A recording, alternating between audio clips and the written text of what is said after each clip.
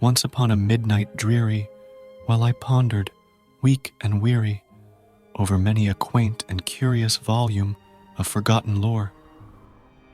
While I nodded, nearly napping, suddenly there came a tapping, as of someone gently rapping at my chamber door.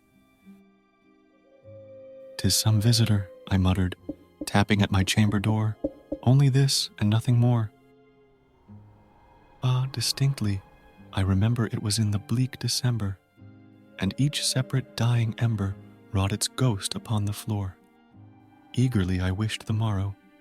Vainly I had sought to borrow from my books surcease of sorrow, sorrow for the lost Lenore, for the rare and radiant maiden whom the angels name Lenore, nameless here for evermore.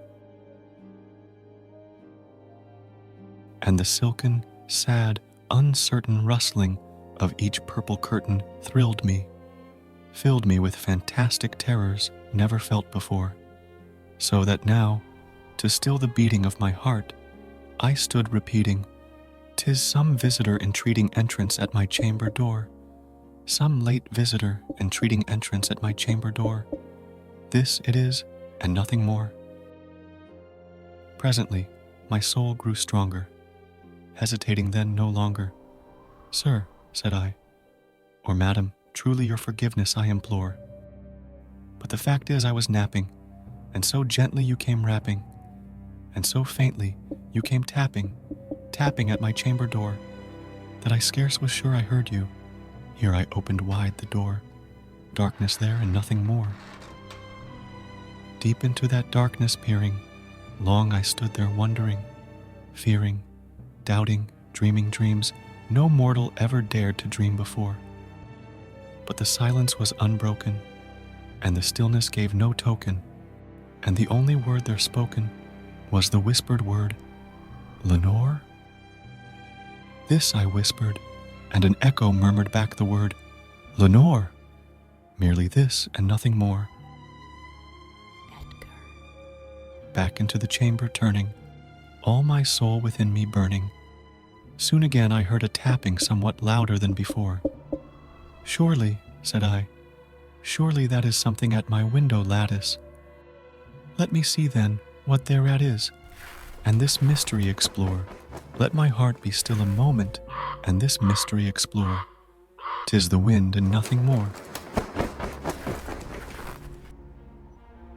Open here I flung the shutter, when, with many a flirt and flutter, in there stepped a stately raven of the saintly days of yore. Not the least obeisance made he, not a minute stopped or stayed he, but, with mien of lord or lady, perched above my chamber door, perched upon a bust of Pallas just above my chamber door, perched and sat, and nothing more.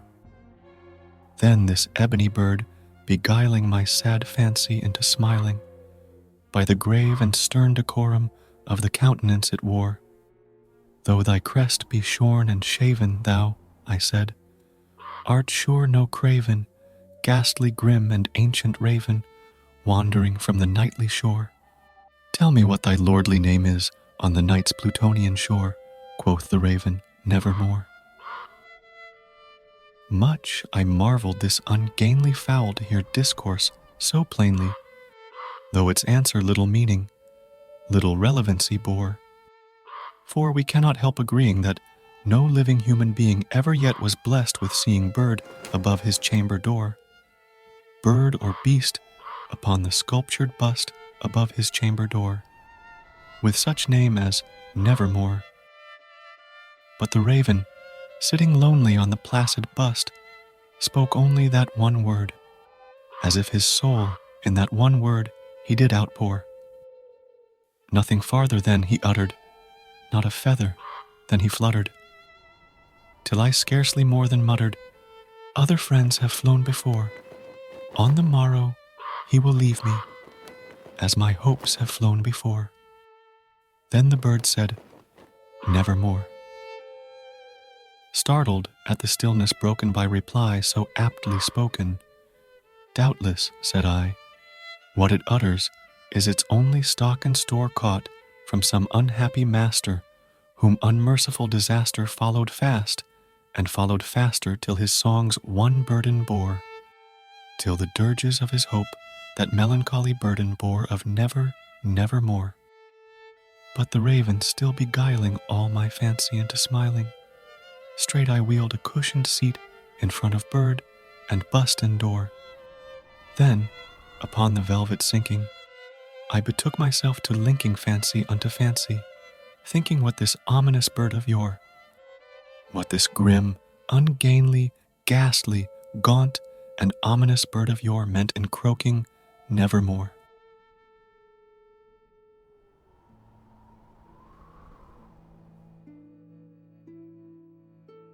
This I sat engaged in guessing, but no syllable expressing, to the fowl whose fiery eyes now burned into my bosom's core. This and more I sat divining, with my head at ease reclining on the cushion's velvet lining, that the lamplight gloated o'er, but whose velvet violet lining, with the lamplight gloating o'er, she shall press, nevermore. Then, methought, the air grew denser, perfumed from an unseen censer, swung by seraphim, whose footfalls tinkled on the tufted floor. Wretch, I cried, thy God hath lent thee, by these angels he hath sent thee respite and nepenthe from thy memories of Lenore. Quaff, O quaff this kind nepenthe, and forget this lost Lenore. Quoth the raven, nevermore. Prophet, said I, thing of evil, prophet still, if bird or devil, whether tempter sent, or whether tempest tossed thee here ashore, desolate yet all undaunted, on this desert land enchanted, on this home by horror haunted, tell me truly, I implore, is there balm in Gilead? Tell me, I implore. Quoth the raven, nevermore.